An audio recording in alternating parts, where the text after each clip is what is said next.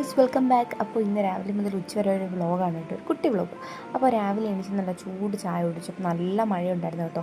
ആ മഴയത്തിൽ നല്ല ചൂട് ചായ കുടിച്ചു. അത് കഴിഞ്ഞതിന് ശേഷം അടുക്കളയിൽ കുറച്ച് പാത്രമൊക്കെ കിടപ്പുണ്ടായിരുന്നു. അതൊക്കെ കഴുകി വെച്ചിട്ട് സിങ്കൊക്കെ ക്ലീൻ ചെയ്ത് അടുക്കളയെല്ലാം ഒതുക്കി വൃത്തിയാക്കി വെച്ചു.